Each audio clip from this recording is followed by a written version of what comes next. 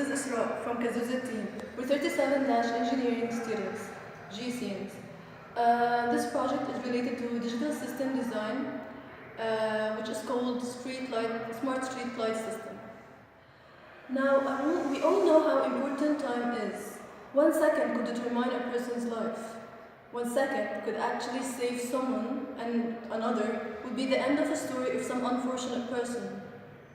Now, let's all imagine a person driving a car all alone, and he just lost his control over his car, which is going to lead to an accident and a bleeding man inside.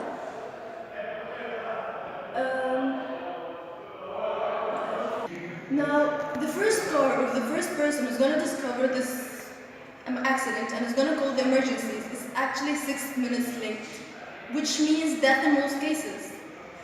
This is when our project comes handy.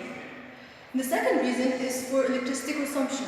It's pretty much a waste to leave the lights on all the time in a road which have a minimum use.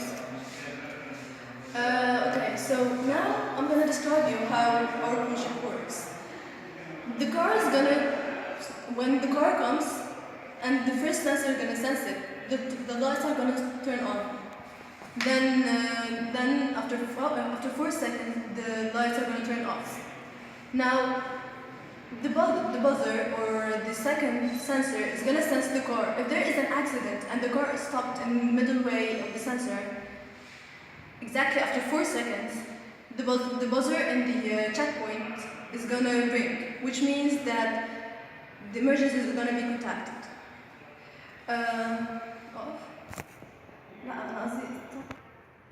Now this project is done by softwares and hardwares. We use both. Now I'm going to leave you with the rest of my team members to discuss it with you. Thank you. In order to call the 4 modules we used in our project, we make the module final 4, which takes clock, sensor 1, sensor 2 as inputs, and returns as output light, buzzer, and 6 variable segments.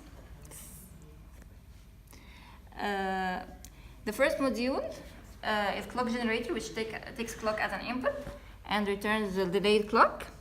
The second module is LED, which takes sensor 1 as an input and returns light. The buzzer is the third module, which takes the delayed clock and switch as inputs. This display help me takes the delayed clock as an input and sensor 2 as input, and returns 6 variables which are responsible for representing 6 letters. Display help me module is responsible for displaying the letters in the message. It takes clock, sensor 2 as inputs, and returns 6 variables representing each letter as outputs. If sensor detects a signal, it displays a message on the FPGA. Each letter is displayed by 7 bits. Zeros represent the on segments, and 1 represents the off segments. If the sensor doesn't detect anything, then all the signals are off. In this module, we're going to talk about how we could delay the clock from the FPGA. This module takes a clock from the FPGA and outputs a clock with the delayed one. The output is a register, and we give it a counter to recount everything in these modules so that we could delay as far as possible. So at the positive edge of this clock, the input one, it counts until it reaches 999 millions. So at the positive edge of this clock, we're gonna at the input clock, it recounts everything until the counter reaches maximum level. Then it inverts the clock, the delayed one. So it outputs a clock as the delayed one, which is after a certain amount of time, and then the counter is reinitialized back to 0. In this module, we're gonna talk how could the LED sense the sensor and then gets an output, which is the light.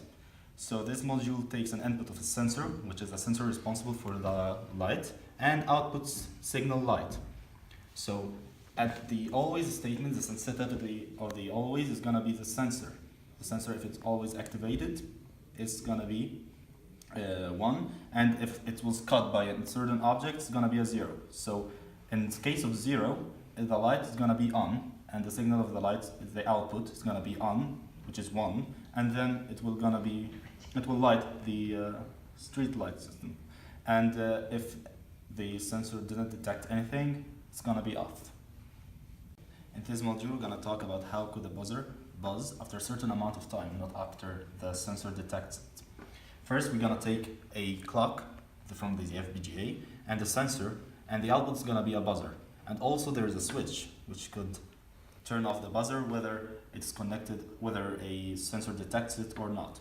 So that the checkpoint disables the sound of the buzzer when it detects an object, or it will know that there is a car on the street which needs help.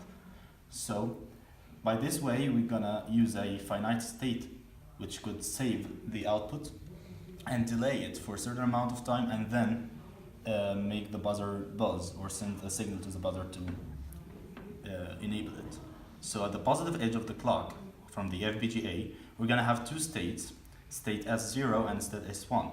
S0 doesn't do anything, it's an off statement, it doesn't do the buzzer or doesn't switch anything. This happened when the sensor didn't detect anything and the switch is on.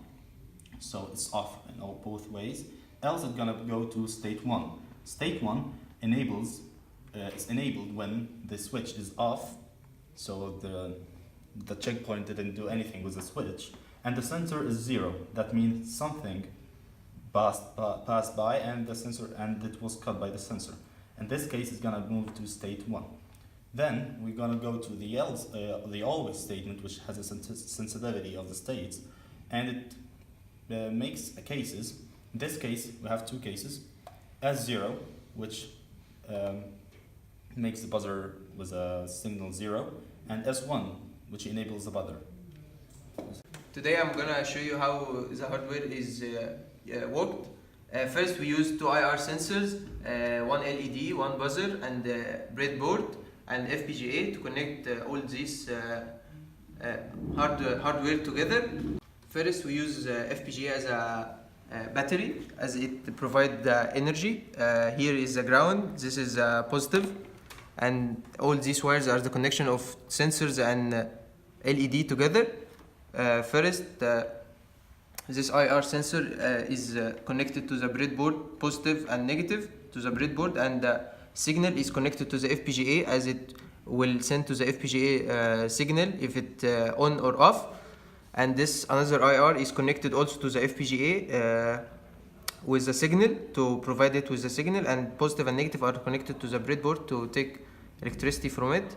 Then we have buzzer, it connected to the ground, and its positive part is connected to the FPGA, as it take the input from FPGA, as the sensor will give the order to the FPGA to send an current to the buzzer.